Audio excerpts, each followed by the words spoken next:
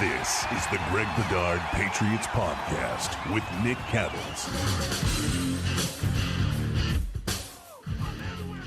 It's the day that we have all been waiting for in this country. We've been waiting months and months for this day to hit. And of course, I'm talking about the NFL trading deadline. That's right. We'll get to that along with the Patriot stuff as well from that Titans game. First, I remind you, Prize Picks. Check out that app. Use code CLNS. Get $50 instantly when you play $5. That's code CLNS on Prize Picks to get $50 instantly. Also, check out our friends at Game Time. Download the Game Time app, create an account. Use code CLNS for $20 off your first purchase. I will have one eye devoted to Twitter because we are recording this on Tuesday afternoon, just before 12:30. Before Greg gets to go have some fun for a couple of hours with Felger and Maz. So if something breaks, I'll be all over it. But let's start here, Greg. Jordan Schultz is reporting that teams are interested in KJ Osborne, multiple teams. Your guy, Mike Giardi, with Boston Sports Journal, says that the LA Chargers is one of those teams. Could you see a move happen? What should we expect with Osborne as far as a return? Do you think he's gone, and what could they get back? Yeah, I think he's gone. If I had to wager on the Patriot most likely to be on the way out, it would be KJ Osborne and, not much, somewhere around a 6th or 7th, some sort of maybe they can get a conditional. But I think at this point, they're just ready to give him away and move on and go on with the youth movement.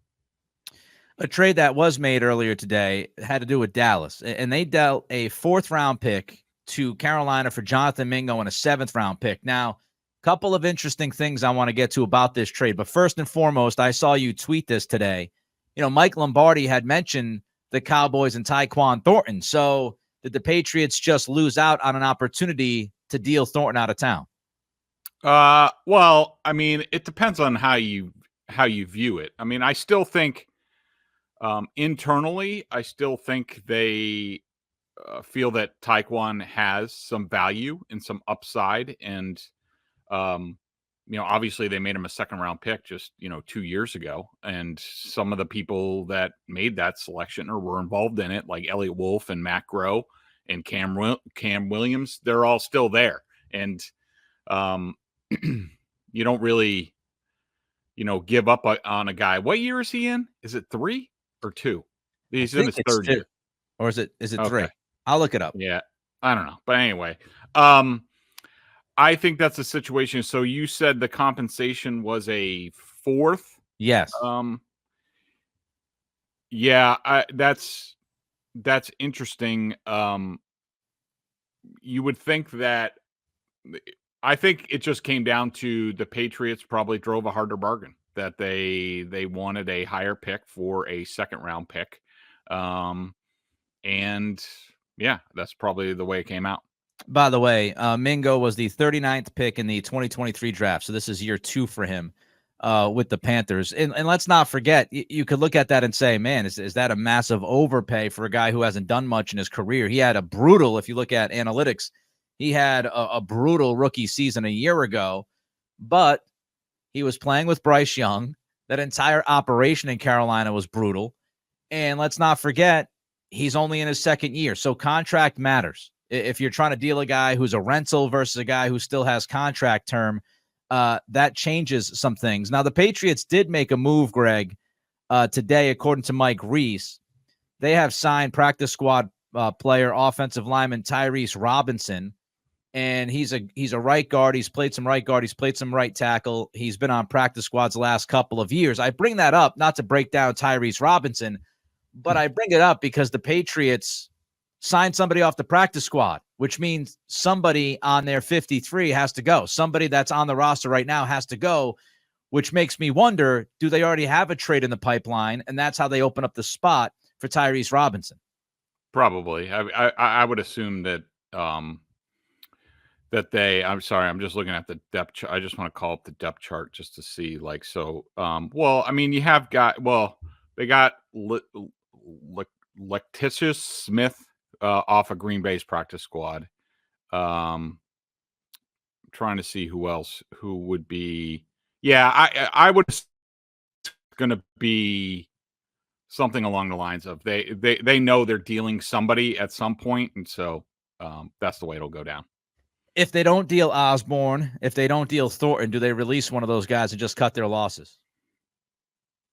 Yeah, and it would probably be KJ Osborne. I think that it just hasn't worked out. There's a lot of reasons for that, and there's a lot of reasons for I see a lot of chatter on Twitter about, look where Jalen Polk ranks in terms of this and that. And like, we'll get into it more when we talk about the state of this offense and Alex Van Pelt. But yeah, I have a feeling that they would just move on from KJ Osborne. All right, let's get into the Titans game, and let's start with the Patriots defense against that Titans offense. Then we'll move to Alex Van Pelt and Drake Maye and the Pats offense. But the defense, what did you see on Sunday? Was it a step back for DeMarcus Covington and company? Yeah, yes, but I want to start with this, and we might as well group in the offense into this because it's all related. My big takeaway from this game was, if Gerard Mayo or whoever decides to move on from Alex Van Pelt after this season, this is one of those games where his shortcomings sort of stuck out like a sore thumb, not only in terms of what the Patriots weren't able to do on offense, but also the contrast to what the Titans were doing. And let's point out that, the Titans have better personnel. They have more talent. Yes, they had Mason Rudolph at quarterback. I understand that. Right. They lost their center, Lloyd Cushenberry. They were already without their right guard, going into this game. But they do have, top 10 picks at left tackle and left guard. The right tackle's garbage, and they sort of rotated those guys. But I think when I watched the tape of this game, some of it was self-inflicted stuff. It went back to sort of, guys being out of position, not getting off blocks, guys going up the field, exposing run gaps and stuff like that. But I do think a lot of it had to do with Brian Callahan's scheme.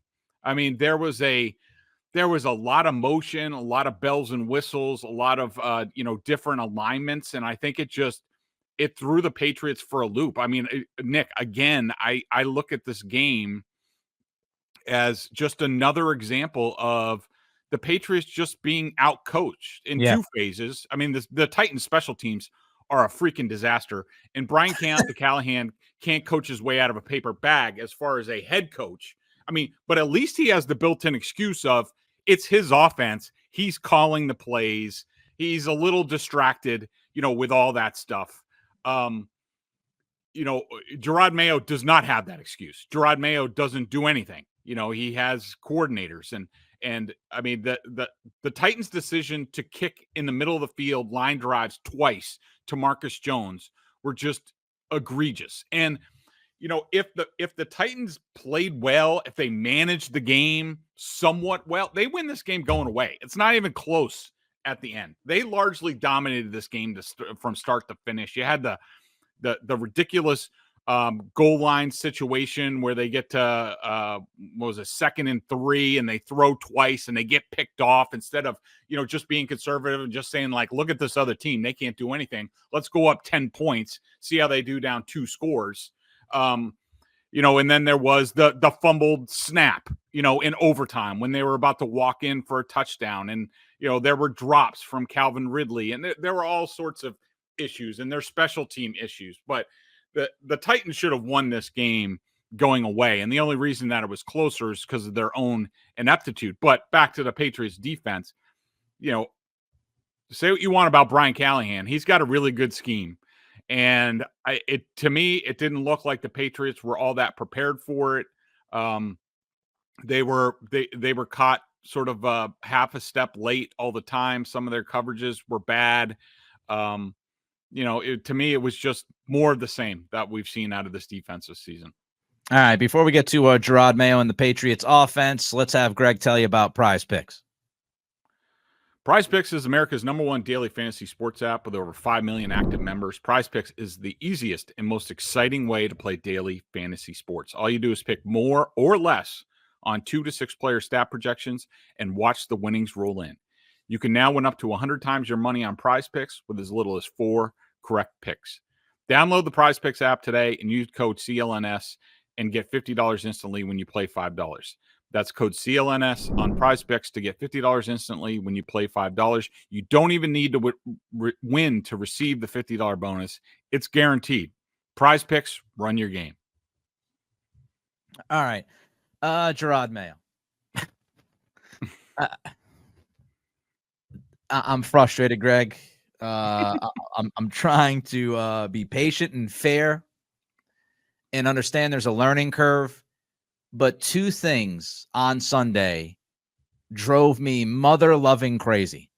Mm-hmm. Let's start with the idea before the game that you had an offensive line that was finally finding some continuity, was finally playing better, at least in pass protection, and you were going against a team in Tennessee that had Jeffrey Simmons as their best defensive player. The last time I checked, you can correct me on this, but Jeffrey Simmons is an interior defensive lineman. And the Patriots decide, in their great wisdom, Greg, before this game, to push Mike Onwenu back out to right tackle. What in the bleep was that about? Yeah, and this isn't even a hindsight second guess type of thing. No. When I heard what they were doing in warmups, I was like, I do not agree with this. And this was, this goes along with Alex Van Pelt, and it also goes along with Gerard Mayo because he is the head coach. He dictates everything, or should.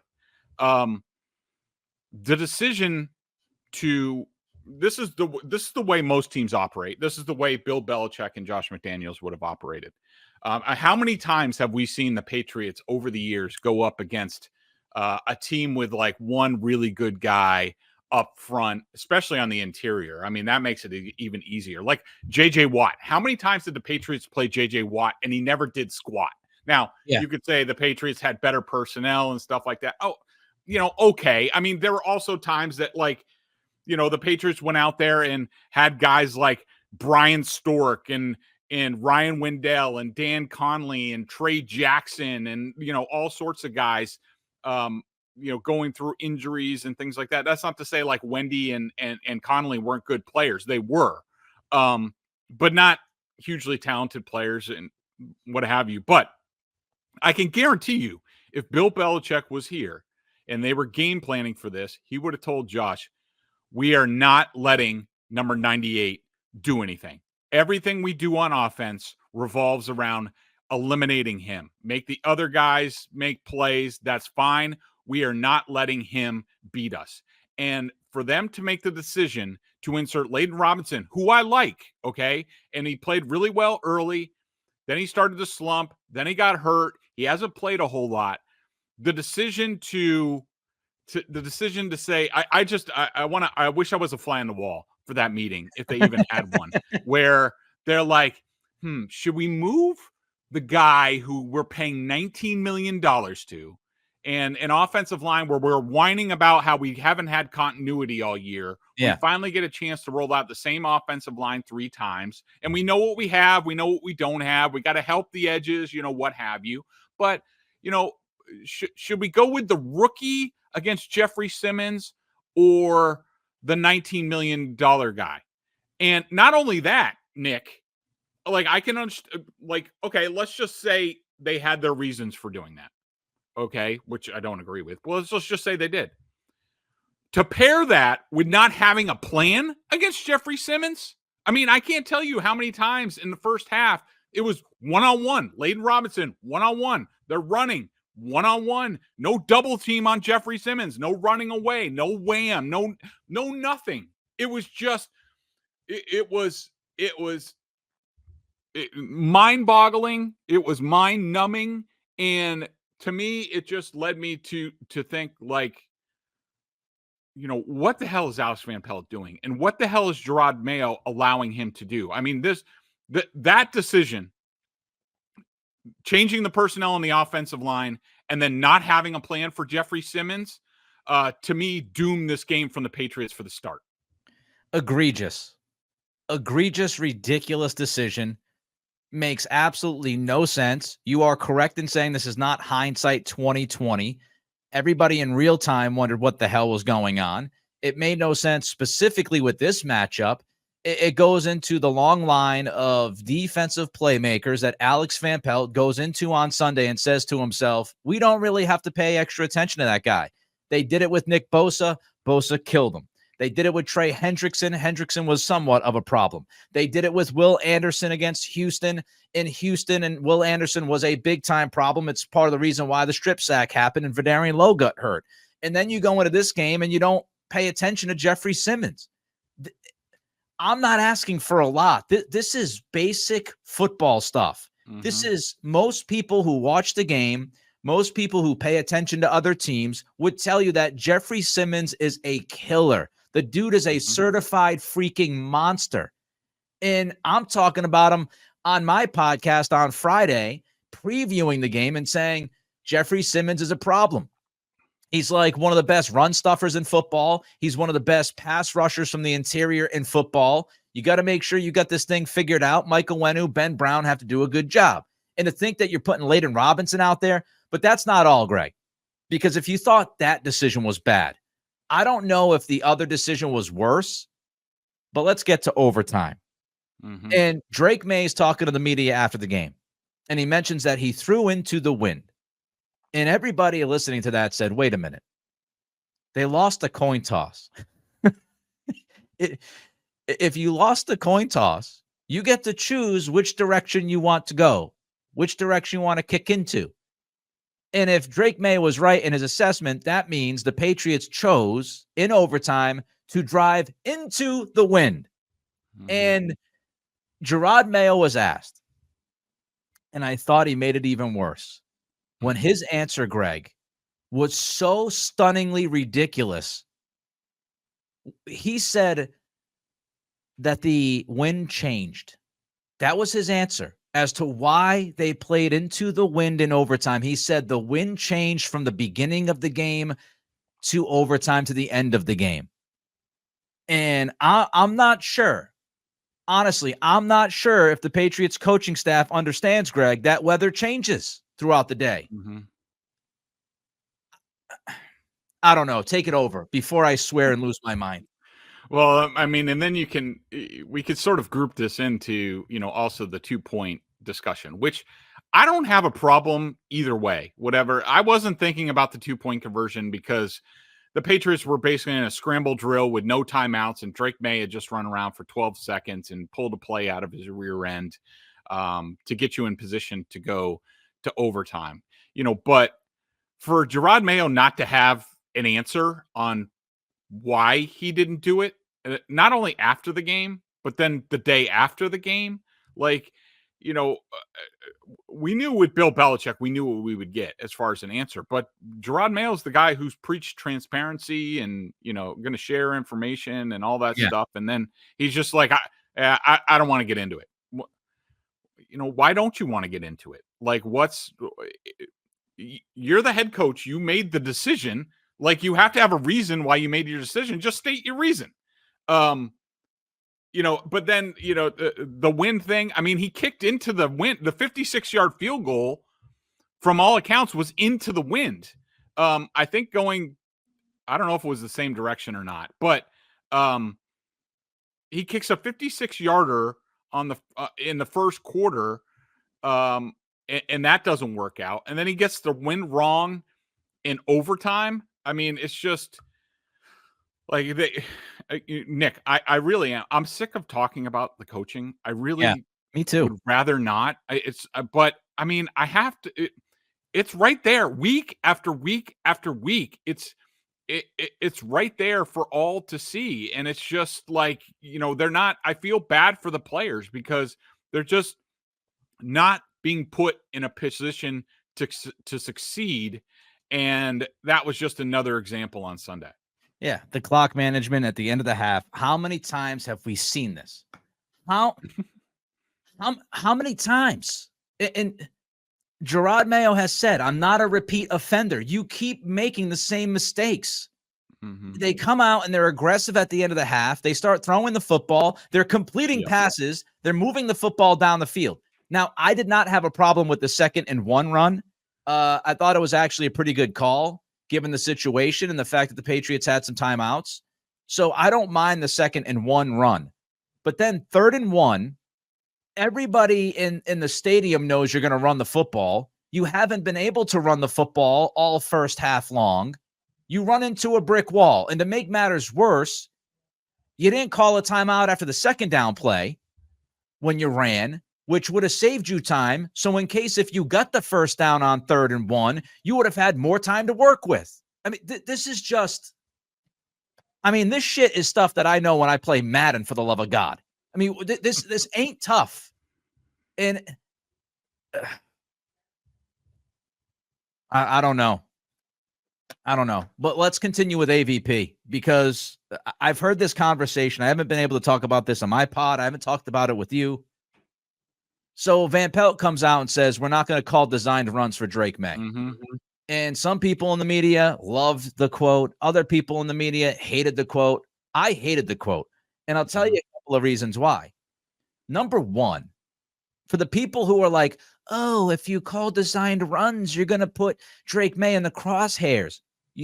What's more dangerous? Drake Maye scrambling around when chaos is happening, or a designed run where he knows where the hell he's going, has blockers in front of him, and has full control of the situation? Number two, Greg, I don't know. If I have a quarterback who one of his most lethal weapons, as we've seen, is his legs, if I'm the offensive coordinator, I might take advantage of that to drive the defense crazy. And third, before I kick it to you, is, hey, Alex, your run game sucks. So maybe you want to sprinkle in some different things with the quarterback to maybe get your run game going. Greg? Yeah, and this is all related to, going back to my main takeaways. Like, I think, Alex Van Pelt is getting more and more exposed by the week. I think that actually Drake Maye playing, and, I brought this up in my column after the game where I sort of had rambling thoughts about, like, because it doesn't compute for me, Nick, and I don't know if it does for you, that look, Drake Maye is making more plays. Okay. They're getting bigger plays. They're getting better overall play out of the quarterback position with Drake Maye, yet the results are worse. They just are. I mean, Jacoby Brissett won them 2 games and had them on the verge of 2 victories. Drake Maye's 0-3 as far as, games that he finished. And look, the Texans game was the Texans game, what have you. But, the Jaguars with a 10-0 lead, they lose going away.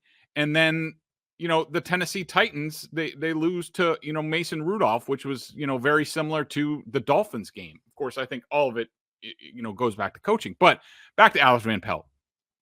When I heard that quote, and I watch what transpires on the field, and I watch other teams like Washington with Jaden Daniels and Cliff Kingsbury, how they incorporate what Jaden Daniels does and the impact that has on the rest of the offense. Alex Van Pelt looks like a caveman Neanderthal, clinging to what he believes in, where, designed runs, like I've seen, quarterbacks get hurt. Like, what game are you watching? Your quarterback's running all over Tarnation. His helmet's almost flying off. Was quote unquote concussed, even though I don't think he was really concussed. Last game. And first of all, you're declaring to every other team, like, oh, well, this guy really runs, but we don't need to worry about him in the run game. I mean, that's just the dumbest thing I've ever heard. At least if you're not going to do it, at least talk it up. So they're like, oh, now we got to prepare. What people, and I'm sure we have a lot of smart listeners to this podcast. You have no idea when you have an athletic quarterback and you incorporate him into the run game and do different things schematically, just the, simple RPOs, the amount of space that opens up in both the run and if you have to account for the quarterback, it adds an extra gap to the run defense. So somebody has to be in that gap to account for it, let alone if the quarterback is a threat with his legs and they're doing RPOs and things like that.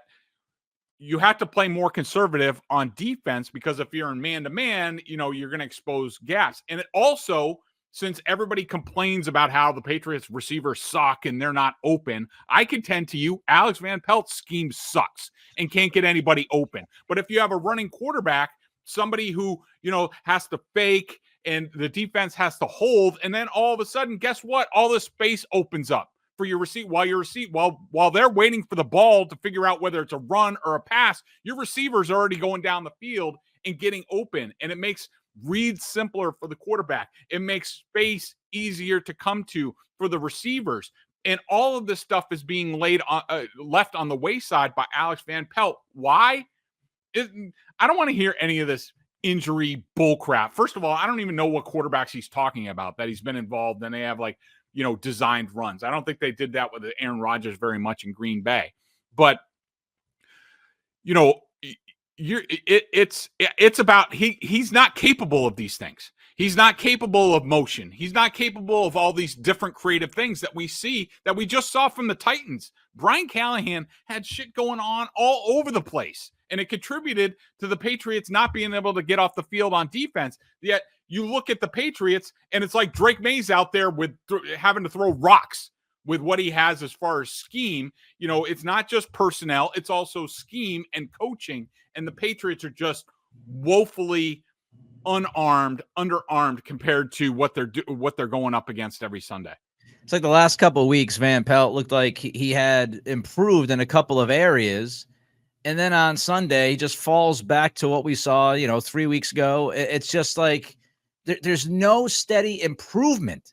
There's no steady improvement on either side of the football. There's no steady improvement from your head coach as far as learning from the mistakes that he has made. It's the same stuff, man. I'll use it over again. It's one of my favorites. It's Bill Murray Groundhogs Day. We're waking up, we're rolling over, we're slapping the freaking alarm clock as we hear Sonny and Cher. I got you, babe. That's what's happening. Every Sunday, I'm rolling over, I'm slamming my alarm clock as Sonny and Cher are belting out a tune to me. And I'm getting ready to watch coaches that are completely unprepared. And people want me to assess Elliott Wolf. I'm not telling you Elliott Wolf did a great job. Certainly this roster could be more talented. But I do have to look at things like Alex Van Pelt. And what if you had somebody who was better that got Jalen Polk going early in the year and his confidence skyrocketed? And now all of a sudden you get a different Jalen Polk. Now maybe Jalen Polk just fell off a cliff and he stinks and he's never going to be good and he's a bust. But to me, it's so much more difficult to evaluate some of these players, especially the young guys, when we have so many coaching questions going on. I don't know how you do it. I don't know how you assess this offense fairly when you've got an offensive coordinator who seems to be lost. And I'm telling you, my patience is almost done with him. And I don't know when you make the move to McAdoo, but it feels like to me it should be very, very close to happening. And I know Luke Getsy got popped this week by the Raiders. Shane Waldron's in trouble in Chicago as they get ready to play against the Patriots this weekend. But it's getting close. It's getting close. All right, before we get to Drake Maye and how he played, let Greg tell you all about our friends from Game Time. It's NBA season. The Celtics are rolling. You got to be there in person to experience it. And if you want to be there, you got to go check out Game Time. And one of my favorite features on there, Game Time's picks, it filters out all the fluff. Really, when you click on the Game Time picks right at the top show you the best deals. So you don't have to waste time going through all this and scrolling and all this. No. They give you the best deals. And then you just click on it and you go. I also love the all-in pricing. Toggling this feature shows the total up front with no surprise fees at checkout. Seat views, get a panoramic view from your seat. That's a must every time I buy tickets. Download the Game Time app, create an account, and use code CLNS for $20 off your first purchase. Terms apply. Again, create an account and redeem code CLNS for $20 off. Download Game Time today. What time is it? Game Time. Before we get to Maye's performance, do you think that Van Pelt has actually developed Maye as much as some think, or do you think that's being a little bit overrated? I'm glad you went here, Nick, because I was about to go here. And I'm sure you saw and I'm sure it's going to make some people upset. But I want to present to you a few different stats. Okay, since taking over in Week 6, Drake Maye leads the league in turnover-worthy play percentage at 5.7%. Okay, and of course, and he's second in turnover-worthy plays to Baker Mayfield by 1. Of course, he only played 11 snaps against the Jets. It probably would be worse if he played. Conversely, Jacoby Brissett was 11th at 3.5%. What I also want to point out is Josh Allen, who we have used that comp several times. I do think that Drake Maye is similar to Josh Allen in terms of, inexperience, play style. Different. Josh is a freaking oak tree. And Drake Maye is sort of like Josh Allen Jr., a little smaller, but the same style of play. Josh Allen was second in the league after his first 4 starts at 6.7% turnover-worthy plays. Of course, Allen didn't started week 2 and didn't have the quote-unquote development Maye did. When discussing Alex Van Pelt and his value and about this coaching staff, and of course, we know that there are a lot of people in, let's just say, in the media around here who, either they want to have extreme patience with Mayo or, have some affinity for Mayo, which I understand. One of the crutches that they're using is look at the plan that they had for Drake Maye. Look at what they did. They obviously, and that's the most important thing for this franchise. And look at what they've done. Look at the way that he's playing. And that's just an example of they made the right decision. I'm sorry, I disagree. And some of this flies in the face of what I believed about Drake Maye. And again, when discussing draft prospects, especially quarterback prospects, like there's a lot of crap that we don't know that is vital to knowing like where a player is and what he's going to do as far as interviews and being on the board and video. Like we have none of that stuff. Okay. All we see is what we see on film with Drake Maye. And yes, my opinion was it would be best for him to sit for most of his rookie season to get his footwork down, his mechanics, sort of the Patrick Mahomes plan, and set him up for year 2. So he had a really good base. That's what I believed. However, after watching Drake Maye this entire time, from OTAs to now into the season, there's no question that at a certain point in training camp, Drake Maye was struggling. He was struggling processing and all that stuff. And that lent itself to me to be like, all right, well, I assessed this right. This guy's a way off. At some point in time, that changed. Okay, right around after the joint practice with the Eagles, where they all got their asses whooped, he came out in the Eagles game and he played really well. And then that continued after that. And we heard from Mayo saying, basically from that point on, Drake Maye outperformed Jacoby Brissett. When they're talking about the starting quarterback position, right? So long story short, the Drake Maye that I see now on film physically, his footwork, his motion, how he takes off. He did this in practices too. I don't see a different quarterback. Okay. Now I also can't measure where he was as far as deciphering coverages and where to go with the ball and knowing, and I'm sure Alex Van Pelt has even said like, oh yeah, he's greatly improved. He wouldn't have done that week 1. We don't know that. What you have to keep in mind is that despite Drake Maye playing really well, he continued to get crap reps. He never got any first team reps during training camp and, going into the season.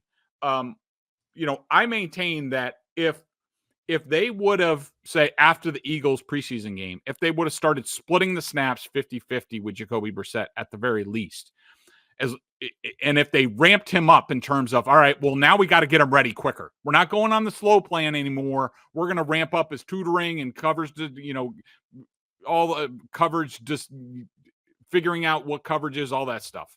I think that if Drake Maye, if they ramped up his progress, I think that he would be as good or better at this point starting week 1 than where he is now. Because to me, Nick, it looks to me that this is a guy who learns by doing. And the more he does it, the more he learns. He gets better every week. And so I'm sorry. Correlation, doesn't mean causation. Just because you're seeing Drake Maye being able to play right now doesn't mean he would have been able to play week 1. We don't know that. And so for people to use that as a crutch to say, well, look at the job Mayo and Van Pelt have done with Drake Maye. I'm sorry. I reject that. I think that Drake Maye would be further ahead right now if they would have ramped up his progress. With all of that said, what were your thoughts on his performance against that defense on Sunday? He was really good. I mean, his ending grade wasn't great for me. I would say it was good. He did have, the 3 turnovers. The first interception, he's feeling pressure, but he just can't throw the ball up like that. The strip sack fumble, I think I put the whole thing on him. On that play, if you remember, like Drake Maye's looking left, and that's where I think it was Harold Landry created the sack and the strip sack from behind. When he's looking left, Landry's starting to beat Vidarian low. Like he's got to be able to see that, sense it, and then he kind of took his time. Like you don't have 4.5 seconds to go and make plays in the NFL. And so, I put that on him. That resulted in the points. And then the last interception, to me, and I know there's a lot of people on Twitter like, look, Kendrick Bourne fell down. First of all, we don't know that Kendrick Bourne was going to run a vertical route on that. And I didn't really see the safe. They were playing 2 deep safeties. I think the safety would have stayed on the hash marks. To me, the biggest issue on that play, because I do think he had him, and they had a similar route in the end zone where Drake Maye earlier, he got belted. And the thing is Drake made a great read that safety, it was Ben Brown who came in, or not Ben Brown, it was a guy with the last name of Brown, came in for Quandre Diggs. And he completely blew a coverage, and Drake saw it, and he let go of it. The problem was he got drilled as he threw it. If he had a little bit more time, it's a touchdown. It was almost the same type of play. Drake was he was a little late, and the ball was underthrown. If he throws it 3/4 of a second earlier and on a line, it's probably a game-winning touchdown. It was just a little late, and it hung up, and that was the issue. But I thought overall, look, he was 95% of the offense. I didn't have any problems with his scrambles. Normally I do. The week before, his touchdown run, Nick, and I don't know if we discussed this, his touchdown run, he actually had 2 guys open. And I would have rather seen him throw that ball, but, he made a play and, whatever. So it's not a negative grade for me. But this was not a case of Drake Maye looking to run before he passed. He had to run in this game. He bailed the team out. And again, I just don't think he's getting any help from the offensive coordinator whatsoever with scheme. So not only is it talent around him, but it's also the caller and the play caller. But also let's point out that the offensive line was much better once they went back to their original line. The pressure rate dropped a ton. And, he was able to make a lot more plays. The offense in the first half was garbage, and that included Drake Maye. But in the second half, they had much more opportunities because, lo and behold, they could actually block.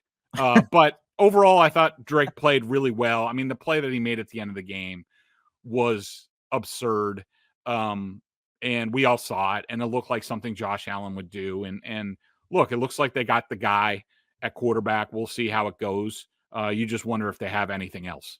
Yeah, I thought Van Pelt tanked that game with the offensive line decision and Mayo. That's the very reason why they couldn't do anything offensively to start that game. So that's on the coaching staff. A few things here before we get to a big trade that was just made in the NFL and Greg's final thoughts on the Titans game. Check out Greg and Mike Giardi, $50 for the year at Boston Sports Journal. They do a great job covering the Patriots. Of course, John Corrales, our friend, is busy covering the Boston Celtics and Haggerty with the Bruins. So check them out. $50 for the year.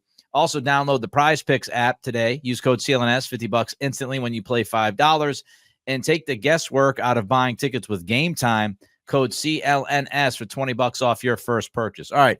A big trade was made in the NFL just a few moments ago. Greg, Marshawn Lattimore, corner from New Orleans, goes to Washington for a third-round pick, at least a third-round pick. Ian Rappaport said it was a third-round pick and more. Others are just saying a third-round pick. If you were the Patriots, because I know a lot of Patriots fans will say, why not go get – would you have been in on that? You have 2 second-rounders with the Judon trade. Would you have been in on Marshawn Lattimore? No, not a cornerback. They have 3 cornerbacks. They can go get more. I think the more pertinent question is, would you have dealt Jonathan Jones? Because there were rumors about people calling about Jonathan Jones, and I think now we know the Commanders are one of those teams. Would you have done Jonathan Jones for a third-round pick or a fourth-round pick? I definitely would have done it for a third, fourth. Probably not, and that's probably why the Patriots weren't in on this deal. All right, 3 up, 3 down. Who'd you like? Who did you not like?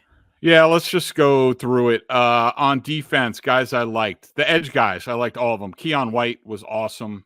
4 total quarterback pressures, 3.5 stuffed runs. Dietrich Wise was good, even though he had a really bad run past the quarterback on the first drive. That did not help things. Anthony Jennings was really good. Jelani Tavai was really good. I liked Marcus Jones, and that's it for the defense. Offense, Drake Maye, Ramondre Stevenson, even though he didn't have much production, his 2 touchdowns, again, that goal line touchdown, it was almost when it whiffed again. And it was a circumstance where I'm like, I don't know how he got in. So, and plus his catch at the end of the game. Hunter Henry continues probably be the best player as far as performance on offense this season. And on the offensive line, Micah Wenu, DeMontre Jacobs, and Ben Brown all did a good job. Oh, Micah Wenu at right guard and DeMontre Jacobs at right tackle. That's interesting. Yeah. By the way, the trade for Lattimore was a Washington 3rd, a Washington 4th, a Washington 6th, and Washington got Lattimore in a 5th. So a 3rd, a 4th, and a 6th for Lattimore in a 5th. So Washington gave up a lot. So if you're a Patriots fan who wants Marshawn Lattimore, you got to ask yourself the question, would you have traded a 3rd, a 4th, and a 6th for him? I would not have done that. All right, he's Greg. I'm Nick. Later in the week, we'll have our reaction, see if the Patriots do anything on this trade deadline day. We got about 3 more hours left before the end of that deadline. And also, we'll preview the Chicago Bears. Caleb Williams, the first pick in the draft versus the 3rd pick in the draft coming up on Sunday. Everybody be well until then.